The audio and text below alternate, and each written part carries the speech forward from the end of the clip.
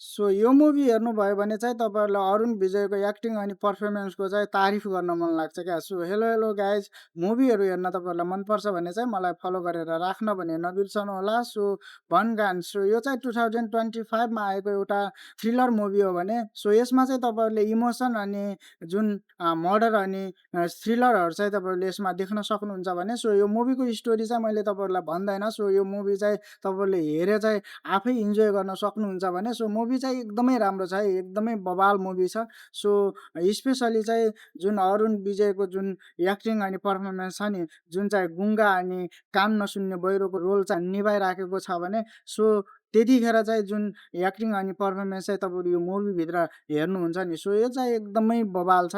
So तपाईँहरूलाई पनि है थ्रिलर मुभीहरू हेर्न मनपर्छ भने चाहिँ तपाईँहरूले यो मुभीलाई चाहिँ मिस नगर्नुहोस् भन्छु, किनभने मुभी चाहिँ एकदमै राम्रो एकदमै बवाल छ। सो मुभीमा चाहिँ तपाईँहरू अरुण विजय, सुरेश म्याट जस्तो दामी दामी एक्टर अनि एक्ट्रेसलाई चाहिँ तपाईँहरू देख्न सक्नुहुन्छ भने आई होप हजुरहरू धेरैले चाहिँ हेरिसक्नु भएको छ होला र हेरिसक्नु भएको छ भने चाहिँ तपाईँहरूलाई कस्तो लाग्यो तल कमेन्ट गर्न भने नबिर्सनु होला। र हेर्नु भएको छैन भने चाहिँ तपाईँहरूले यो मुभीलाई गएर हेरिहाल्नुहोस् र कहाँ हेर्ने थाहा छैन भने चाहिँ तपाईँहरूलाई चाहिँ म सिकाउने छु भने सो भिडियो मन परेमा चाहिँ तपाईँहरूले लाइक, कमेन्ट, सेयर गरेर साथ अनि सपोर्ट गर्न भने नबिर्सनु होला। हस्त, धन्यवाद।